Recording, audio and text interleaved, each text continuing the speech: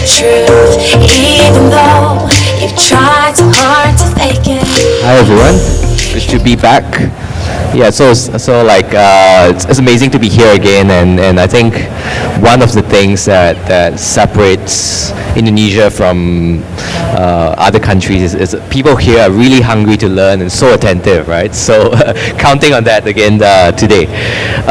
So I have with me, three companies here, need no introduction, everyone knows them, and we'll just jump right into it.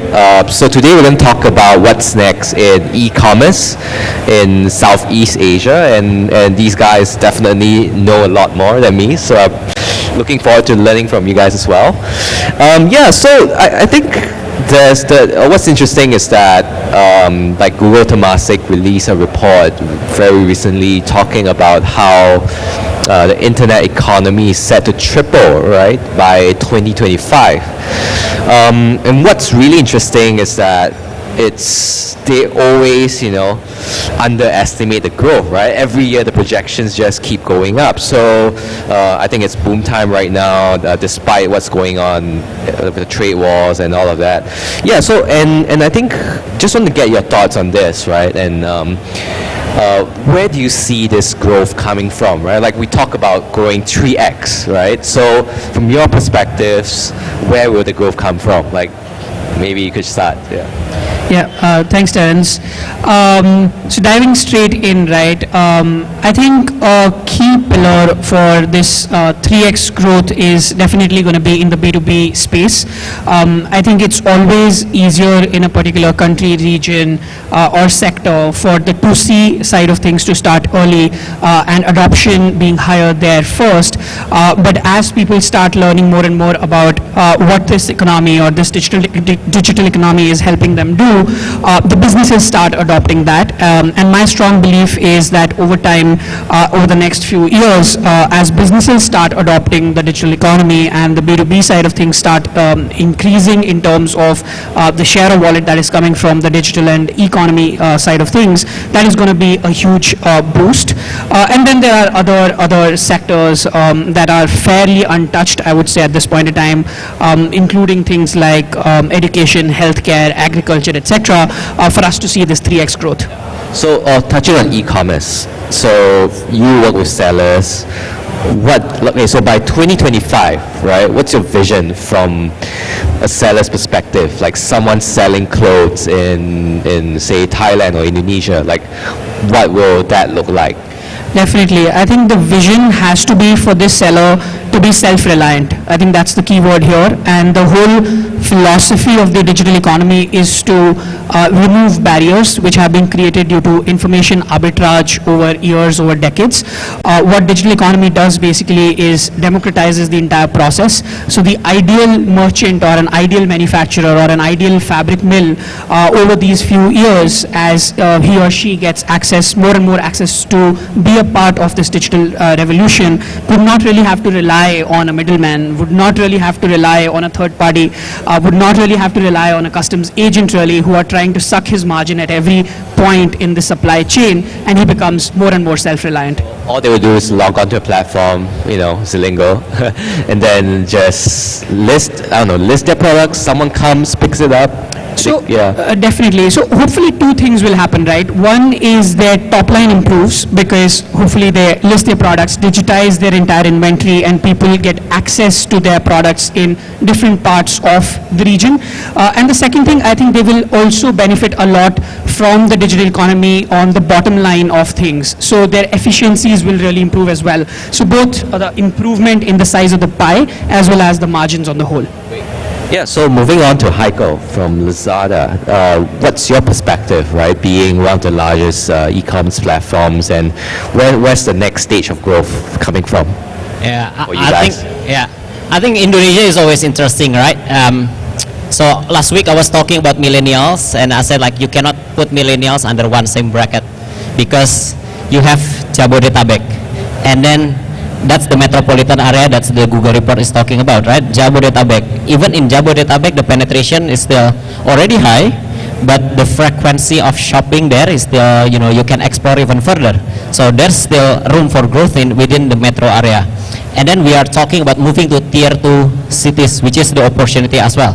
Tier 2, do not imagine like small cities. When we are talking about tier 2 Indonesia, you are talking about Padang, you are talking about Pekanbaru, you are talking about Pontianak, you are talking about Semarang. These cities are sizable in our eyes, but in e-commerce sense, the penetration is still very low. So I agree with the report that's still growing from the tier 2 cities, but we cannot forget the metro areas, because the repeat purchase is something that I think still very crucial, and that's why all of the e-commerce players are developing, more engaging app, because to keep them coming back and explore more, and have more frequent shopping from people from the metro areas.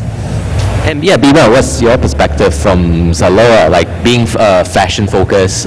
What challenges, what opportunities are in store for you guys? So I think from our perspective, right, it's a bit similar to what Haikal mentioned. So I think the growth is still gonna be coming from Jabodetabek metro areas, plus of course the expansion to the second tier cities. However, expansion to second tier cities is not gonna be easy, I would say. The unit economics is different, meaning like most of the sellers and also the warehouses actually located in Java area, right? Is in Java. And then for us, Indonesia is a bit different compared to, for example, Singapore, which means the logistic cost for us to ship there is much higher. So I think the key challenge for us in generally Indonesia is gonna be the unit economics to expand it. I think that's what. Yeah, we talked about, so let's talk more about the second tier cities, third tier, and I think I think the Google Temasek report mentions that yeah, right now there's definitely a lot of growth in those cities, and the challenge would be in the unit economics, right? So making getting repeat purchases, customer acquisition. You touched on some of the challenges in logistics. Yeah, so talk me through some of the challenges in reaching out to those cities, the customers in those cities, like what are the infrastructural challenges, customer acquisition, even just getting them to become repeat buyers. Like what challenges are you guys facing? If you could just jump in, yeah. Sure. So fully agree with the report actually that a large chunk of this growth is definitely going to come from the tier 2 and tier 3 cities, because you can't 3x from the current base that you have. And to be frank, for us, especially as we go and meet businesses, we find them to be a lot more interested in our proposition because they don't have options. For someone living in Bangkok, for example, that merchant can always go to a platinum mall and buy some stuff there. But for someone in Chiang Mai, it's a lot harder to do. Similarly in Indonesia here, if someone is Jakarta, there's a lot more access to bigger markets where you can go and buy. But if you're in a tier 2 city in some other island, let's say not in Java, it becomes a lot harder for you to do that. So fully agree that a large chunk of this growth is definitely going to come from tier 2 and tier 3 cities. As we dive in a little bit more on the unit economics though, I think there are challenges for sure. A large part of the entire e-commerce ecosystem is very catered towards the 2C side of things. And as an example, if I were to give you, when we start doing B2B transactions, let's say towards tier 2 cities, what happens is that a manufacturer is happy to produce, let's say, 1,000 items for you, which you as a platform or which Zilingo as a platform has aggregated from, let's say, 10 different buyers across Thailand or across Indonesia. The problem now is that the logistics operations or the logistics companies are not really geared up to break bulk in the most efficient and fast manner to cater to that, which leads to, of course, an increase in your unit costs. But I feel very positive about this because we've also seen a lot more receptive customers towards higher commissions and giving you higher sort of share of the pie as you start giving them more access to both supply and services and technology in these tier 2 cities, because access is poorer. So I think challenges, right, going to these tier 2 cities. I think the very basic, this is the same issue that Lazada faced, ZALORA faced, 2012. Logistics is still the biggest issue there. I mean, how we can access and give the service with the same quality as what we provided in Jakarta area or in Surabaya, right? So I think that logistics is number one. That's why from Lazada we really want to grow our logistic arm, Lazada Logistics, as one way for us to to connect with the customers. Second, also these customers probably never shop online before. We need to give them a nice gate for them to try first, right? That's why we have the cash on delivery option, so they can build trust. They can see products suitable for their cities, and then they can see, for example, like the duration of products coming from the seller to them. The key here, I think, is how to make it easier for them to understand, and probably the marketing channels that we do in metro areas would not work for them. Maybe radio, maybe I don't know, putting billboards, maybe flyers, we don't know. But I think you need to really think from customer perspective, from end to end, really from marketing, what special we can do for each specific city, and then go down to the transaction, the payment, and then at the end the logistics. Even after that, the customer care as well. So there are challenges along the way, but you need to be more specified regarding which city and what challenge per city. All right. The way I see it, again, I think the key challenge is still unit economics, meaning like the average basket size, as you mentioned, in that area is not going to be that high. Even now we're doing like 11 11, 12 12, 10 10, 9 9, 8 8, 7 7. Even if we have 13, then you're going to do 13 13, right? But I think it's a part of the expansion process also, right? As Haikal mentioned, like the customer needs to be educated, understanding more what is e-commerce. So which means we also tried our best to provide this similar customer experience. I think the key one here also customer experience. For example, we try to do, we have the service called Now, which is basically offering like a next day delivery to other markets also, to other cities also. So hence this type of customer can see the good side and also the best customer experience also. So if I were to summarize, I think number one, logistics costs to those cities definitely higher, right? Because infrastructure is still being built out by the logistics players, right? So that's firstly. And would you say customer acquisition cost is higher in second tier as well? Like, so what would you say are some effective ways to convert customers in those cities? You mentioned something about how you offer cash on delivery, like in terms of marketing, right? So how do you reach out and acquire those customers? So I think the key for them is to make it easy for them to do the first transaction. What are the frictions they are facing when they are transacting offline or when they are already online on Facebook and stuff, and what's the blocker for them to transact online? Maybe they don't have bank account in the tier 2 cities, or they don't have even basic, they have bank, but the ATM card doesn't have Visa logo, very basic things like that. I cannot answer for whole Indonesia, but I think the key is really they need to experience first. That's why the gateway is, you need to have the right assortment for them, suitable for the cities, to know their, average buying power of that city, and then you make it smooth with easier transaction. The app need to be like user intuitive for them, easy to understand. In big cities we are sophisticated, in smaller cities maybe not as sophisticated. And then at the end of the journey, then they need to have the service that they are happy with. So after they purchase the first time, then they can do becoming repeat purchases as well. It's more expensive, definitely one, and then also the return, the basket size as mentioned will be much lower than Jakarta. But that's a business strategy. If you want to acquire further more new customers in Indonesia, then you need to face that you are facing with customers with lower buying power. And I guess once they make the first transaction, I'm guessing mostly in cash, it's also about converting them to start using the respective e-wallets maybe, right? And then, and the basket size, I think, obviously smaller than in first tier cities. But beyond that, right, so what are some, okay, I want to pull back a bit, right? So how are consumers in second-tier cities and third and so on different from, say, the average person living in Jakarta? Like, are there different spending patterns? Are they more price sensitive or less? Like, what's your take? Wow. That's actually interesting. Are they different? I think yes and no. I think back again, the one I mentioned before, you cannot put millennials under the same bucket, right?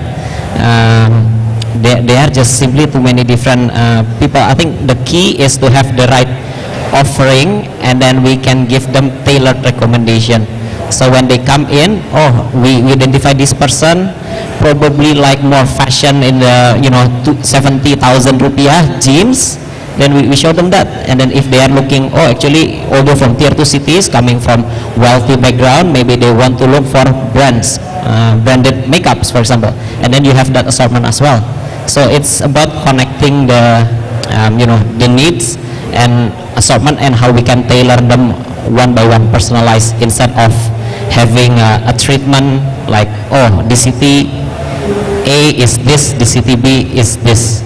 I think you still need to have the universal offering, the shipping fee strategy. You need to have cash on delivery, but on the actual transaction, which a person is buying a product, that one need to be a bit more personalized for them. To add on, I think it's also very important to have like the total range of basket size that expected, meaning like you have like the 70,000 up to like 700,000 or more probably, right? The reason being is like, if you're in the phase of trying e-commerce, you don't want to spend that much money, right? You're still building the trust and understanding how it's gonna behave. Hence, expectation like at front, of course they're gonna try like the smaller basket size, but then as they build the trust, as the market grows, as that second tier cities getting more and more comfortable with e-commerce, then hopefully you're going to see the upward trends in terms of the unit economics also. I think I would still like to see this more like an opportunity. What we've been seeing, especially with our consumers, which are businesses, essentially in all these countries, the key word, of course, always is access. The access is poorer in tier 2 and tier 3, which in a good way for us makes the customers in the tier 2 and tier 3 cities more forgiving. So a customer in Jakarta versus a customer, let's say in Solo, a brand that I'm selling to, I have to be a lot more cautious about not making a mistake specifically for a Jakarta consumer, and versus a business that I'm selling to in Solo or Samarang, it's a little more forgiving in that sense. In terms of the question that you asked around, is it more expensive to acquire these guys, I would say, at least for what we are trying to do, the CACs are similar, but the lifetime values in tier 2 or tier 3 would probably be slightly lower because of the per capita being lower in that or sort of in those regions. So they're more forgiving in what sense? They're more forgiving in the sense that if you've sent, let's say, 100 pieces, and just an example, the number of defects is 1%, 2%, 5%, they will still come back. In Indonesia, you make a mistake, in Jakarta, you make a mistake, they're like, hey, it's fine, I'm going to go to my local market. Yeah, interesting. So it sounds like there's still some ways to go, right? I mean, costs are high, basket size are low, lifetime value is low, and I guess it'll take a few years of investment to see the trend lines start to make sense, right? So how confident are you guys? Will second tier cities, third tier cities ever be profitable, or what's your projections? What are your thoughts? Yeah. From Zilingo's point of view, very confident, especially on the B2B side of things. Our margins are a lot better. So we also have a B2C business, as you know, in Indonesia, Philippines, and Thailand. On the B2B side of things, margins are already dramatically different and much better as compared to B2C. So very confident. Of course, the margins are better in bigger cities because of better infrastructure, but quite confident that over time these markets will definitely also become profitable, because as you start adding more and and more services, especially for tier 2, where let's say access to financial services is poor, let's say access to a simple cataloging service is poor, access to a marketing service is poor, people are very willing to pay for that and they want access, and that really helps you monetize. So I think about profitability, right? Every single company, startups obviously have their own path to profitability. They have their own strategy. Can be from brands, can be from shipping, can be from logistics, can be from anywhere.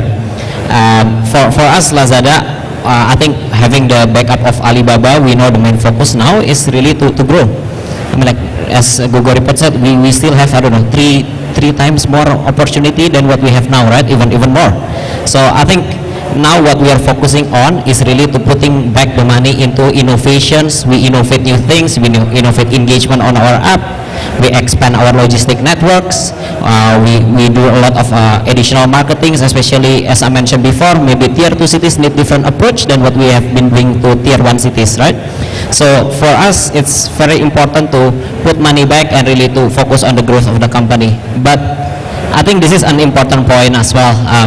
It's also about making the business sustainable for the long run, because last week we had the conference with all the sellers, and then you will start to feel that there are thousands, if not millions, of UKM SMEs in Indonesia now relying on the shoulder of e-commerce. They are making their life, they're giving food to their kids, schools, from selling on the e-commerce platform. And then that's our responsibility to ensure our platform sustainable in the long run, so these people will not have rapid changes in their life. I think for us, the employees here, we are built to be agile. If something happens, we just need to adapt very fast. But the sellers on our platform are not like that, right? Their skill set may be very limited, and I think it's super crucial for us to ensure our business model is sustainable, so these people can have longevity in their daily life. I think similar message also. I think the future is gonna be bright, but then the journey is not gonna be easy, I would say. Right, tapping into the second tier cities discussions, right, in terms of profitability, like it's not gonna be easy, but then I think a lot of optimizations happening, I would say. A lot of logistic players coming in with a lot of the tech innovations, actually improving the infrastructure also, right? Hence, these things actually, it's there, but then slowly improving the issues of infrastructure, which is actually the key issues to reach the second tier cities. Then also, I think among the players, we see also that ABS probably is not going to increase that crazy. So I think in general, the market trends, we see that a lot of optimizations on that end, meaning improvement on logistic, improvement on warehouse location, get the more density in certain areas, building more DCs, I would say.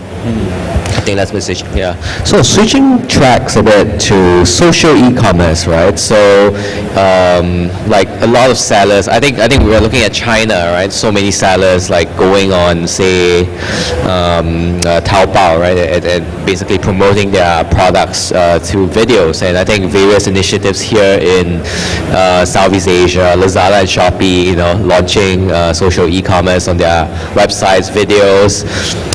You can play games now on the various platforms and win prizes and get discounts, and I think social e-commerce has been thriving, right? Even without the platforms, right? Like sellers selling on Instagram, on Facebook, and like, so where do you see this going? Like, maybe we'll start with Lazada, right? Because you guys have been at the forefront of this. Like,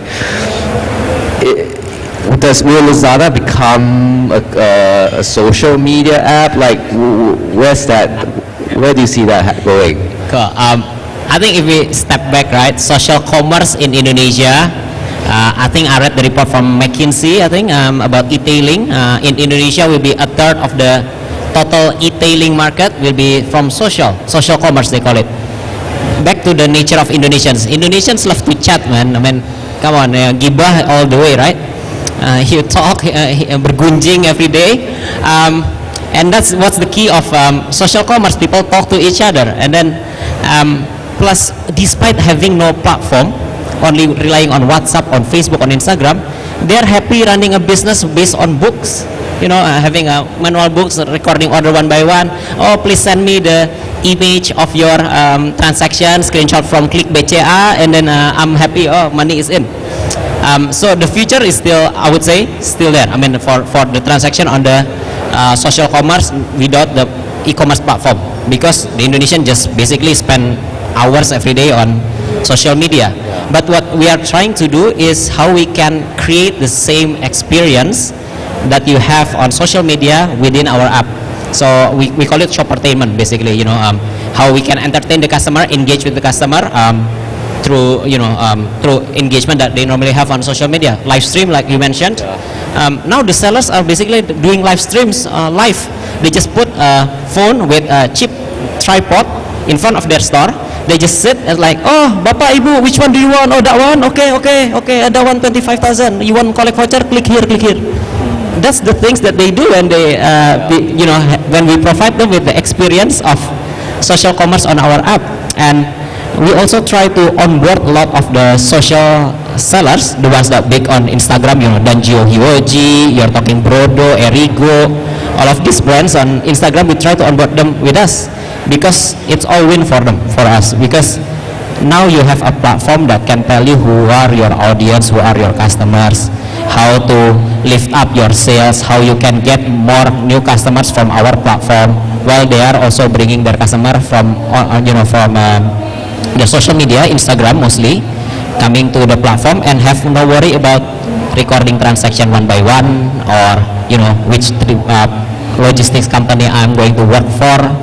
So it's easier for them. We just need to bring the social media experience into our platform, and hopefully the customers that used to do online transaction on Instagram, on Facebook, also following them to come on our platform. So what can you do on Lazada that, in terms of the streaming feature, right, that you can't do on Facebook and Instagram? I guess, is there a way for them to just click a button and buy or something? So I think that's the beauty, right? Because on Instagram, only certain accounts that can have the shop button and then show the price, only very few accounts. On Lazada, when you are live streaming, they can basically show the product, or if they have model, or they want to be the model, right? They can dress and like, oh, you just click below here, so there's a card, click the button, and then you can go directly to the product page. You see the reviews, you can click. And what's more interesting, normally they do special promotions during their live stream. Hence, for example, at the end they said, oh, I will be live streaming again next week at this time, please tune in, so you get more vouchers or more promotions on our app.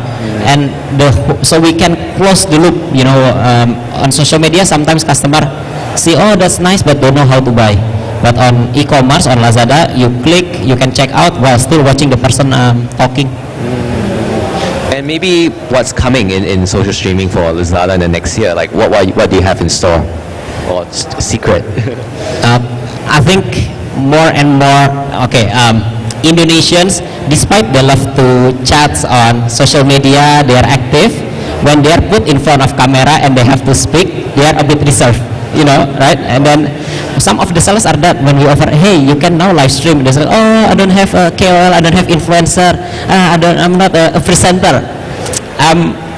I think going forward, they will see some key examples of sellers that have been doing very well on live stream, and they become more motivated. I think at the moment we are focusing on grooming the few to be the examples for the mass. Okay. Because later in the future, the idea is when you open Lazada, it's not only one live stream available or two live stream available. You have a channel list of currently live streaming, and then you even can be personalized. Oh, this person is on fashion, this person on sports.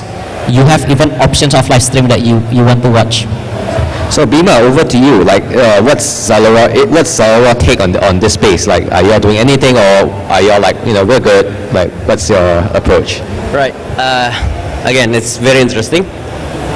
But I think a couple of stuff. If we step back a bit in terms of the basic social commerce, right? It's actually basic like is similar to word of mouth, right? Like the basic.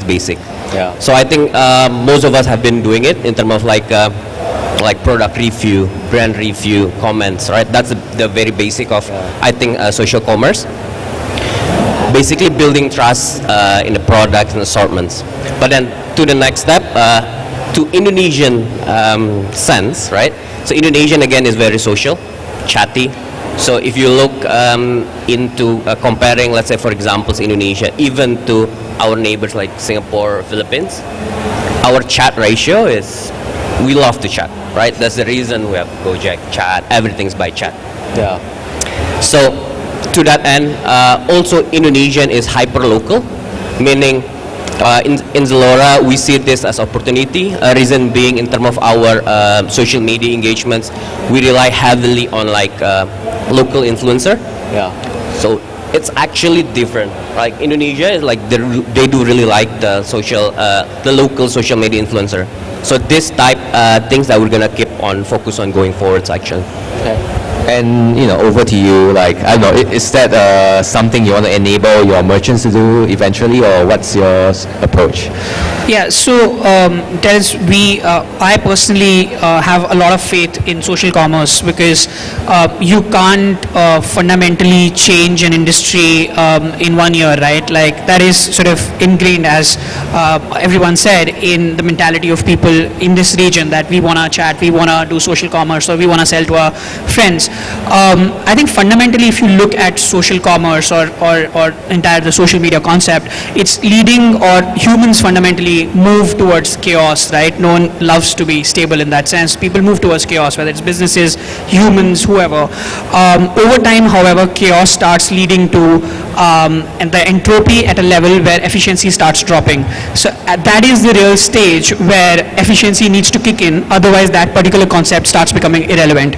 So my view is that for that entropy to start becoming relevant and efficient, platforms, whether it is like Lazada, ZALORA, Zilingo, should come into picture and start enabling these people with more efficient tools of doing business. So rather than coming with the view that, hey, we are here to kill social commerce, it should be that, hey, how do I enable these people who are selling through videos or chats, etc., by probably providing them a better way to procure, or by providing them a better way to catalog, because they are really struggling with the entire supply chain and don't have that access, which on the 2C side of things, platforms like Lazada or ZALORA are trying to solve. And on the other hand, for a merchant, if you were to specifically ask me if we would want to engage in that, definitely, because as you start going more upstream, you would realize businesses work in a more cluster fashion, and all manufacturers, all businesses are part of an association, a cluster, etc.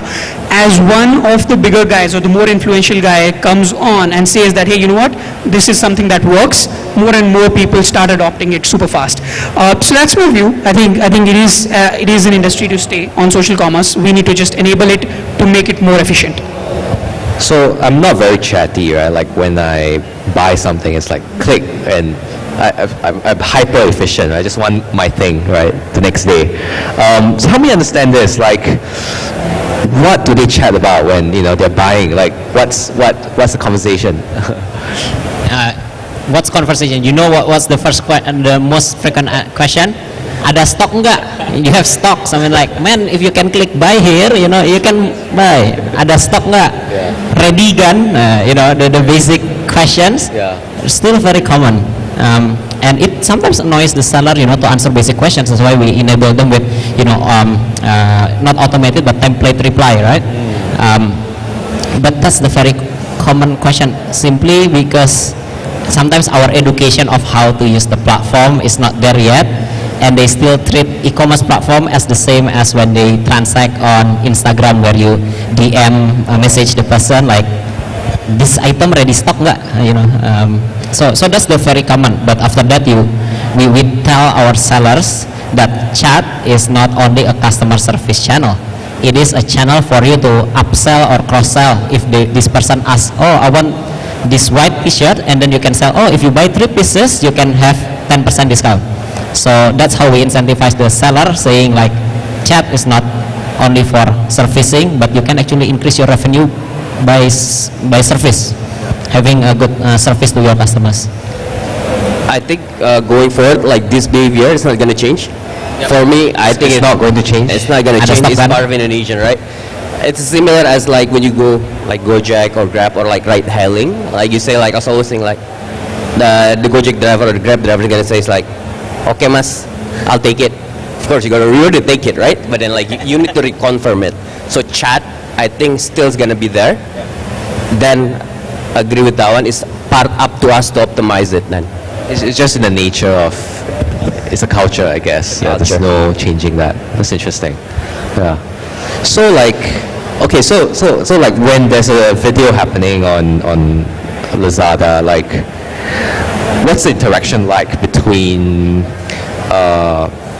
the customer and the streamer, right? Like, why, like, how do they engage? Why are they engaging? Like, what have you seen?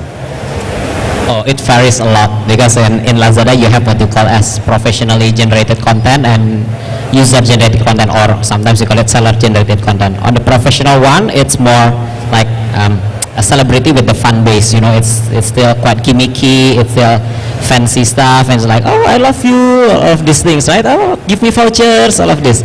But when you're going to sellers, oh, there are so many variations. There are sellers that are so sophisticated at explaining the products, and hence the customers sending them questions, you know, like, for example, a mother and baby seller, then the question would be, oh, my baby is allergic to this product. If I buy your product, would it give the same reaction or not? Because the seller is introducing about the content of the product. But there are also other sellers who are purely focusing on price and discount. And then what's the response? Can I get more discount? You know, can I get vouchers? If I buy this one, will you give me more vouchers? So sometimes it's very transactional, sometimes it's more content driven. It really depends on the presenter. And we Nature of the enable product as well, right? The nature of the product. nature of the product. But the presenter is the key. I mean, that's the beauty of having UGC, right? You cannot guess what kind of presenter and how can they engage with the customer. Plus, we feel the sellers are the ones who understand more about their own products and also their customers, not Lazada. And are people engaging on engaging the streamers? I don't know. Is it during lunchtime at work, after work, like where's weekends maybe more time? We have live streaming almost all the time. Sometimes we are worried, you know, at 2 p.m. when our live streaming, you have so many viewers, you were just thinking like, are these guys in office or working or what? But all the times are always busy, but we see pattern like noon time is actually a sweet spot. Where? Noon time, so 12 lunchtime, sorry. And then after work at 7, 8, that's also another sweet spot, and normally the brands and the sellers are fighting for that slot. But again, you cannot put people in the same bracket in Indonesia. So we have about 2 minutes. So we touched on second tier cities, third tier, we touched on social e-commerce. What other opportunities to tackle? right. I think a couple of stuff, right? The whole ecosystem of e-commerce actually not being tapped, all of it already, which means like all the products uploaded, still there is another streamline hasn't touched. For example, content creations, photos, the actual contents haven't touched yet. And then second, I think cross-border within Southeast Asia is also interesting things to see going forward. Yeah, I think that one. Yeah. Cross-border, quickly, what are your thoughts? On cross-border specifically, I think definitely an important opportunity that needs to be explored, especially in Southeast Asia now, at least with businesses. As the trade wars heighten, people want to move manufacturing towards Southeast Asia, which would boost the entire cross-border trade for sure. So that is definitely going to happen. And I would say the core opportunity, in my view, still stays on the business side of things, because till the time we don't have businesses interacting electronically and digitally and getting part of the entire digital economy, we're not going to hit those multi-million, $100 million numbers which Google and Temasek say. So that's my view. Cool, great. Yeah, last thoughts? Okay, I think the main challenge for us in Indonesia remains talent. So still the same template question, template answer from the last few years, right? Talent, there are two sides. One, talent to acquire to Lazada or to any e-commerce platform. We don't have enough capable, skilled, hungry, and young people that are ready to jump into the startup field or the digital field. So that's one side. But now I feel another challenge is actually from the seller side. We do not have enough talent to become online sellers that are capable of seeing data, seeing pattern, and then after that, how I engage further with my sellers. This talent is the rough part. And then I think the education of the sellers, the e-commerce can take part. But the education on how to produce products, how to source products, that's the part that I think not only e-commerce but the whole ecosystem need to work on. Great, thanks for sharing, guys. I learned a lot, and thanks for contributing and being here. Thank you. Thanks for listening. Photo.